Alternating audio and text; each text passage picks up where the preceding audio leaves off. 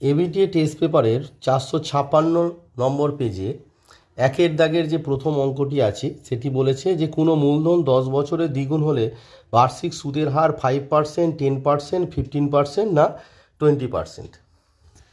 তাহলে আমরা এখানে কি কি জানি না। আমাদের আননোন হচ্ছে মূলধন কত টাকা, আমরা মূলধন জানি না। আর কি জানি না, বার্ষিক সুদের হারও জানি না। তাহলে মনে করি মূলধন পি টাকা এবং বার্ষিক সুদের হার R%। তাহলে আমি ধরে নিলাম যে মূলধন পি টাকা এবং বার্ষিক সুদের হার R%। এবার দেখো 10 বছরে দ্বিগুণ হয়েছে, অর্থাৎ 10 বছরে সুদ সমান কত হবে। দেখো 10 বছরে সুদ ইকুয়ালস টু, এবার আমরা দেখো 10 বছরে কি হয়েছে, দ্বিগুণ হয়েছে। দ্বিগুণ হয়েছে মানে কার দ্বিগুণ হয়েছে, পি টাকা। তার মানে সুদ আসল কত হয়েছে, 2p টাকা।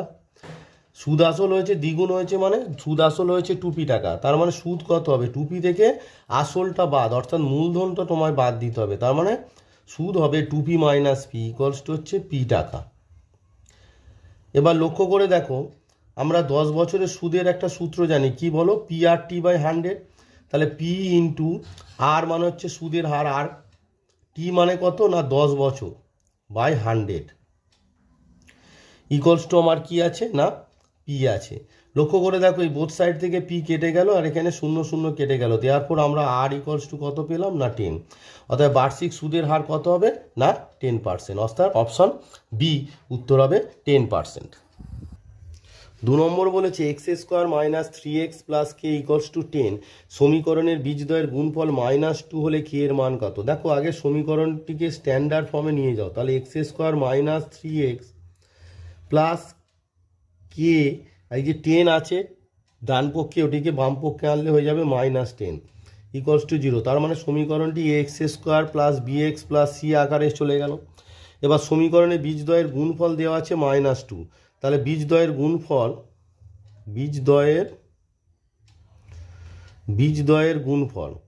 এই যে সমীকরণটি আছে এর বীজদ্বয়ের গুণফল ইকুয়ালস টু আমরা কি জানি না, তোমার দেওয়া আছে তোমার -2। এবার দেখো দেওয়ার পর বীজদ্বয়ের গুণফলের সূত্র কি জানি আমরা, c/a। বীজদ্বয়ের গুণফল হচ্ছে c/a। c মানে কি কনস্ট্যান্ট, আর a মানে হচ্ছে x² সহগ। এখানে কনস্ট্যান্ট মানে কত আছে তোমার k-10, আর x² সহগ কত আছে 1 আছে, ইকুয়ালস টু -2, হুইচ ইমপ্লাই দেখো k ইকুয়ালস টু এই যে -10টা ওই পারে গেলে কত হয়ে যাবে +10 হয়ে যাবে।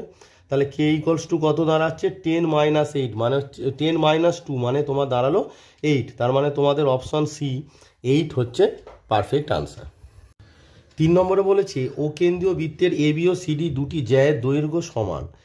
কোণ এওবি যদি 60 ডিগ্রি হলে কোণ সিওডি এর মান কত। দেখো আমরা কি জানি যে বৃত্তের সমান দৈর্ঘ্যের দুটি জ্যা বৃত্তের কেন্দ্রে সমান কোণ উৎপন্ন করে। সূত্রটি হচ্ছে এইটি, মানে যে উপপাদ্যটি আছে, যে আমরা এটা জানি যে বৃত্তের সমান দৈর্ঘ্যের জ্যা বৃত্তের কেন্দ্রে সমান কোণ উৎপন্ন করতে। তো সেই এবি আর সিডি কি দুটি সমান দৈর্ঘ্যের জ্যা, তার বৃত্তের কেন্দ্রে কোণ এওবি উৎপন্ন করে। এওবি যদি 60 ডিগ্রি হয় তাহলে কোণ সিওডিও কত হবে না 60 ডিগ্রি হবে। তাই আমাদের আনসার হবে অপশন সি 60 ডিগ্রি। এই থিওরিটা তোমাদেরকে মনে রাখতে হবে যে বৃত্তের সমান দৈর্ঘ্যের জ্যা বৃত্তের কেন্দ্রে সমান কোণ উৎপন্ন করে, এটিকে তোমাদের নোট ডাউন করে রাখতে হবে। এরপরে 4 নম্বরে বলছে যে সাইন 43 ডিগ্রি, কস 47 ডিগ্রি, কস 43 ডিগ্রি আর সাইন 47 ডিগ্রি এর মান কত। দেখো এখানে দুটি কোণ আছে, সেটা হচ্ছে 43 ডিগ্রি আর 47 ডিগ্রি। এবার 43 আর 47 অ্যাড করলে কত হচ্ছে, দেখো 90 ডিগ্রি হচ্ছে। তা 90 ডিগ্রি মানে 43 আর 47 এরা পরস্পর কি পূরক কোণ।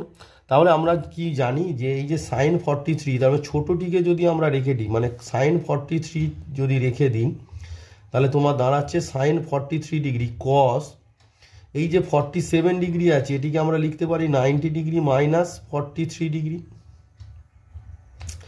প্লাস কস 43 ডিগ্রি রেখে দিলাম, আর সাইন 47 এর জায়গায় আমরা লিখব 90 ডিগ্রি মাইনাস 43 ডিগ্রি, কারণ 47 আর 43 এরা পরস্পর পূরক কোণ। এবার দেখো তোমার দাঁড়ালো তাহলে কি সাইন 43 ডিগ্রি, এবার কস 90 ডিগ্রি মাইনাস থিটা মানে সাইন থিটা। এখানে থিটা মানে কত, থিটা মানে হচ্ছে তোমার 43 ডিগ্রি। তার মানে এটা তোমার দাঁড়ালো sine 43 degree plus cos 43 degree sine 90 degree minus theta, সেটাও মানে কস থিটা, তার মানে এখানে তোমার দাঁড়ালো কস 43 ডিগ্রি।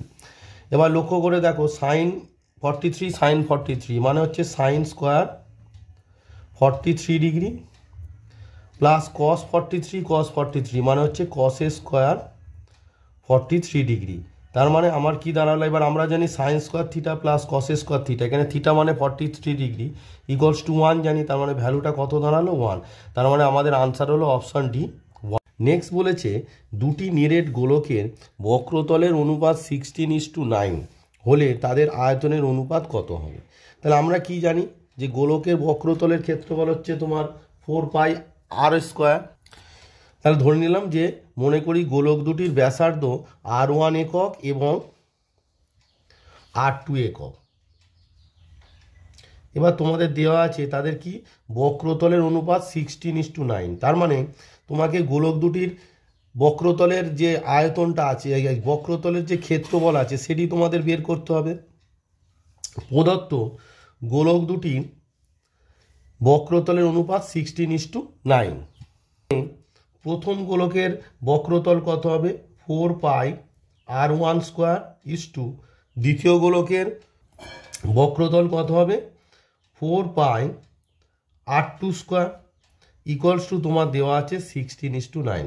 বোঝা গেল ব্যাপারটা, মানে গোলকের বক্রতলের মানে বক্রতলের যে ক্ষেত্রফল সেটি সূত্র হচ্ছে 4πr²। এখানে আর মানে হচ্ছে r1, মানে প্রথম গোলকের ক্ষেত্রে r1 আর দ্বিতীয় গোলকের ক্ষেত্রে r2, কারণ তাদের ব্যাসার্ধ r1 r2 আমরা ধরেছি। তাহলে প্রথম গোলকের বক্রতল হবে 4πr1² আর দ্বিতীয় গোলকের বক্রতল হবে 4πr2²। তাহলে দেখো দেয়ারপর আমরা কি পেলাম r1/r2 তার হোল স্কোয়ার, কারণ 4π কেটে গেল, তাহলে r1/r2 তার হোল স্কোয়ার ইকুয়ালস টু দাঁড়াচ্ছে তোমার 16/9, হুইচ ইমপ্লাই তোমার দাঁড়ালো r1/r2 equals to √16/9 equals to তোমার দাঁড়াচ্ছে 4/3। দেয়ারপর তোমাদের বলেছে তাদের আয়তনের অনুপাত। দেয়ারপর আয়তনের অনুপাত কি হবে, দেখো গোলকের আয়তন আমরা কি জানি, গোলকের আয়তন আমরা জানি 4/3πr³। তাহলে এখানে কি হবে 4/3πr1³, কারণ এখানে r1 হচ্ছে প্রথমটার r1 আর দ্বিতীয়টার ক্ষেত্রে কত হবে 4/3πr2³। এবার দেখো তার মানে 4/3 কেটে গেল, তার মানে এটা সমান হয়ে গেল r1/r2 তার হোল কিউব। এবার r1/r2 মানে আমরা কি জানি 4/3, তাহলে এখানে বসিয়ে দেবো 4/3 তার হোল কিউব। এবার 4-এর কিউব করলে 4×4 = 4/4 = 64, দিনের কিউব করলে 339 তার মানে তোমার আনসারটা হলো তাদের আয়তনের অনুপাত কি দাঁড়ালো, তাদের আয়তনের অনুপাত দাঁড়ালো তোমার 64:27। অর্থাৎ তোমাদের যে অপশানে আছে অপশান এ আছে তোমার 64:27, সেটি আমাদের বেরিয়েছে যে 64:27। তার মানে আনসার হবে 5-এর আনসারটা হবে তোমার অপশান এ 64:27। নেক্সট তোমাদের 6 নম্বরে বলেছে 3, 14, 18, 25 এর মধ্যমা হবে 3, 18, 20 না 14। দেখো মধ্যমা নির্ণয় করার জন্য আমরা কি করি, প্রথমে যে তথ্যগুলো দেওয়া থাকে তাদেরকে আমরা মানের ঊর্ধ্বক্রমে বা অধক্রমে সাজাই। তাই এখানে আমরা মানের ঊর্ধ্বক্রমে অর্থাৎ ছোট থেকে বড় সাজাই। দেখো কত দাঁড়াচ্ছে না, প্রথমে 3, তারপরে আসছে 5, তারপরে আসছে তোমার 14, তারপর আসছে তোমার 18, তারপর আসছে 20। এবার এখানে কটি তথ্য দেওয়া আছে 1, 2, 3, 4, 5। আমরা জানি যে n যদি অযুগ্ম হয়, n অযুগ্ম হলে মানে যে তথ্যগুলোর সংখ্যা হচ্ছে n অযুগ্ম হলে তার মধ্যমা হবে n+1/2তম যে তথ্যটি আছে। তাহলে এখানে দেখো 1, 2, 3, 4, 5, 5টা কি অযুগ্ম, তার মানে তোমার হবে 5+1/2 অর্থাৎ 5 আর 1 6/2 মানে হচ্ছে 3। তৃতীয় যে তথ্যটির মান দেওয়া আছে সেটিই হবে তোমার মধ্যমা, অর্থাৎ তৃতীয় 3 নম্বরে কত আছে দেখো 1, 2, 3 মানে তোমার আনসারটা হবে 14, অর্থাৎ অপশান ডি 14 হবে তোমার আনসার। মধ্যমা কত হবে না 14। এটি হচ্ছে মধ্যমার সূত্র। মধ্যমার সূত্র হচ্ছে যে তথ্যগুলো দেওয়া থাকে সেই তথ্যের সংখ্যা অর্থাৎ এন যদি অযুগ্ম হয় তার মধ্যমা কত হবে n+1/2তম তথ্যের মান। অর্থাৎ এখানে 1 2 3 4 5 তাহলে 5টি দেওয়া আছে, তাহলে 5 কি অযুগ্ম, তাহলে কি হবে 5+1/2তম যে তথ্যের মান, অর্থাৎ 5 আর 1 6/2 মানে তৃতীয় যে তথ্য সেটি কত 1 2 3 দেখো 14 হচ্ছে। তার মানে আমাদের আনসার হলো অপশান ডি 14। 2-এর 1 নম্বর যে প্রশ্নটি আছে বলেছে √3 - 5 এর অনুবন্ধী করণী কী হবে। দেখো যে কোনো করণী থাকলে তার অনুবন্ধী করণী হয় তার যে অমূলত পাঠ আছে অর্থাৎ √3 সেই অমূলত পাঠের সাইনের পরিবর্তন হয়, অর্থাৎ তোমার হবে -√3। এই যে এখানে আছে কত কিছু নেই মানে প্লাস চিহ্ন আছে সেই জন্য হবে -√3 - 5। তোমার এটি অনেকে ভুল করে বসে যেভাবে করণীয়র্শক উৎপাদক, এটির যদি করণীয়র্শক উৎপাদক বলতো তখন তোমার অর্থ √3+5 লিখলে হতো, কিন্তু যেহেতু এখানে বলেছে অনুবন্ধী করণী, অনুবন্ধী একমাত্র যেটি অমূলত পাঠ থাকে তার চিহ্ন পরিবর্তন হয়, অর্থাৎ এখানে প্লাস আছে তাই দেখো আমি দিয়েছি যে -√3 - 5। এটা খেয়াল রাখতে হবে সবসময় অমূলত পাঠ যদি প্লাস থাকে মাইনাস আর মাইনাস থাকলে প্লাস। পরেরটি বলেছে সময়ের সাথে কোনো কিছু নির্দিষ্ট হারে বৃদ্ধি হলে তাকে ড্যাশ বৃদ্ধি বলা হয়, তাকে সমহার বৃদ্ধি বলা হয়। কি বলা হয়? সমহার বৃদ্ধি, তাকে সমহার বৃদ্ধি বলা হয়।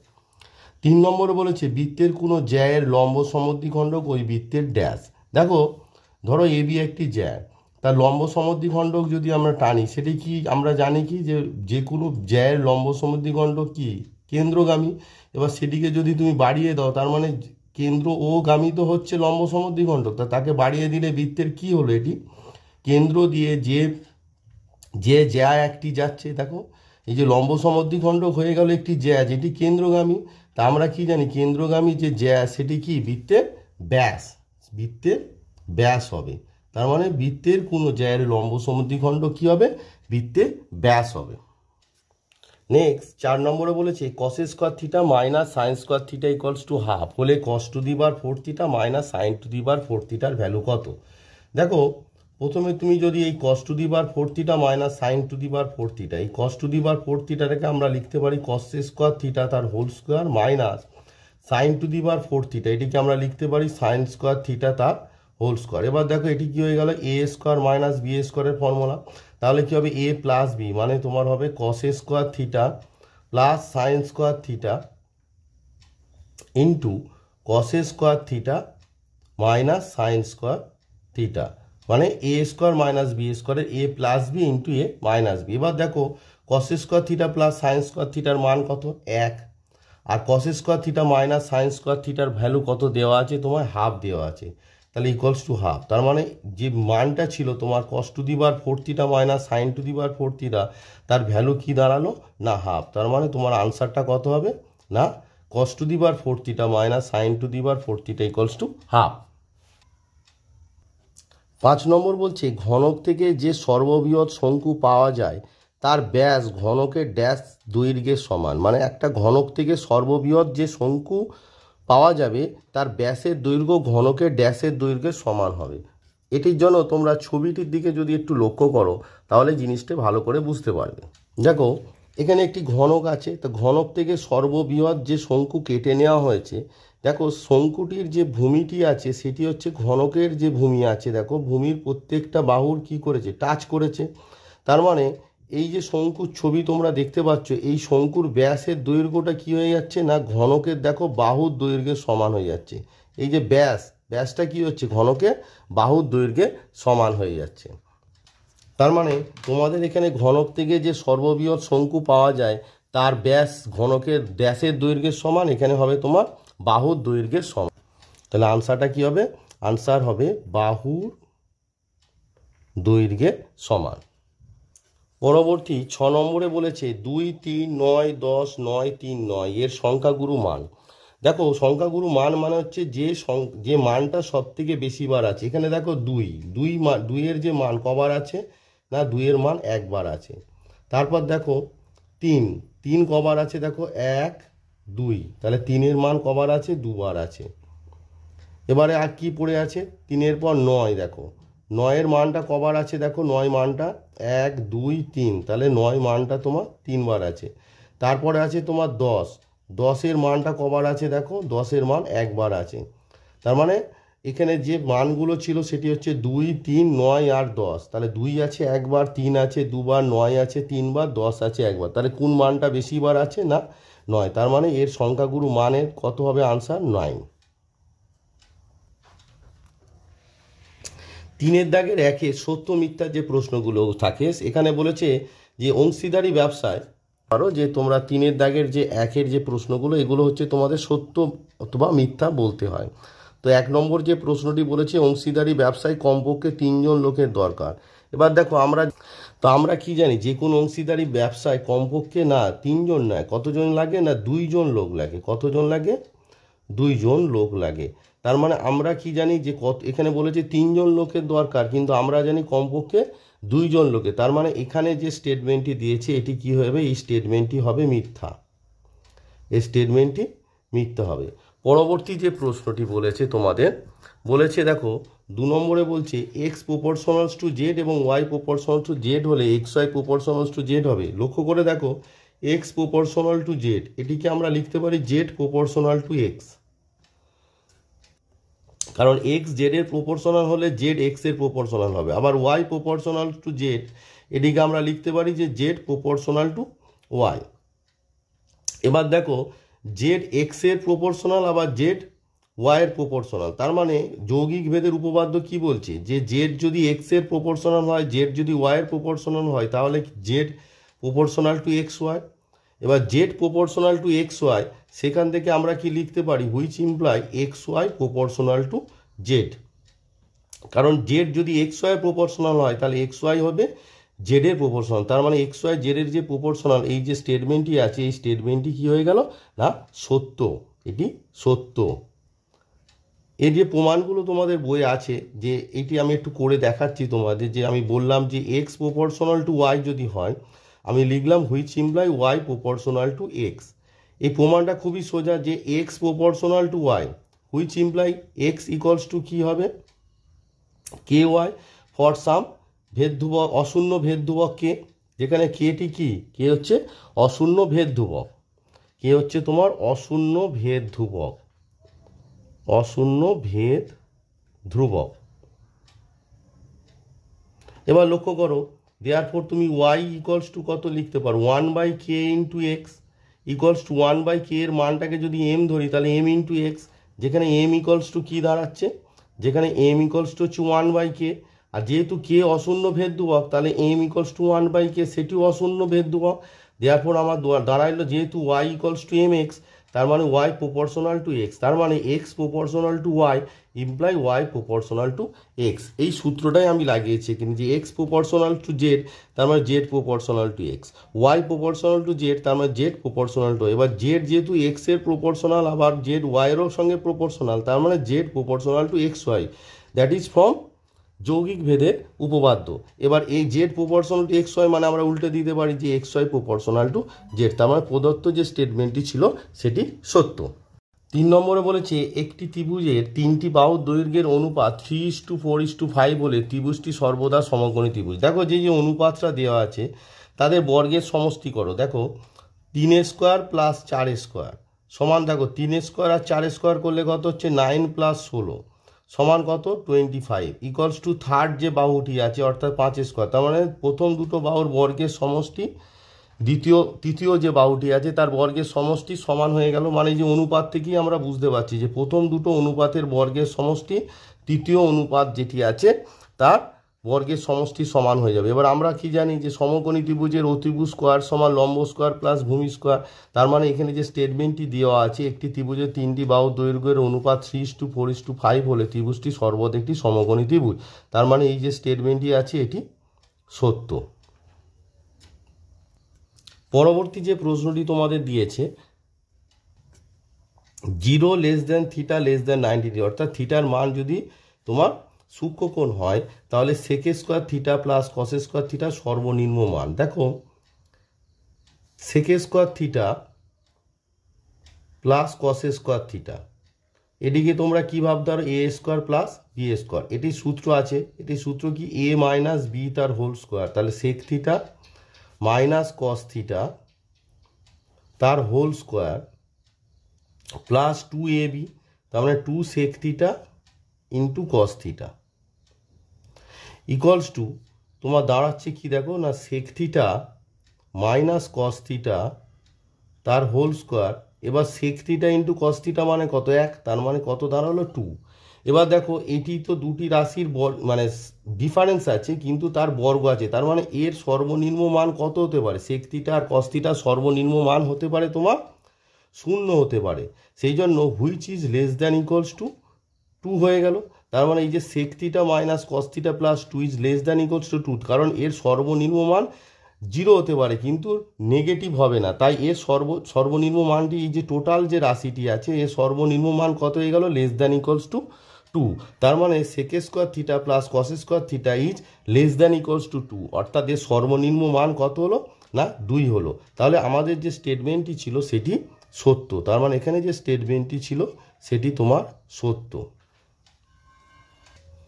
এরপরে বলেছে একটি ঘনকের প্রতিটি ধারের দৈর্ঘ্য দ্বিগুণ হলে ঘনকটির আয়তন পূর্বের আয়তনের 4 গুণ হবে। তাহলে প্রথমে দেখো যদি ঘনকের বাহুর দৈর্ঘ্য যদি তুমি ঘনকের বাহুর দৈর্ঘ্য যদি এক্স ধরে নাও, তাহলে ঘনকের বাহুর দৈর্ঘ্য কি হলো এক্স একক ধরে নাও, তাহলে ঘনকটির আয়তন কত হবে, তাহলে ঘনকটির আয়তন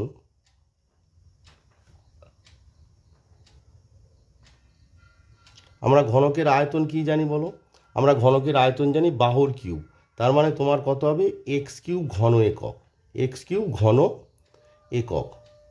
এবার তোমাকে বলেছে যে ঘনকটির বাহুর দৈর্ঘ্য কি করা হয়েছে দ্বিগুণ করা হয়েছে, তাহলে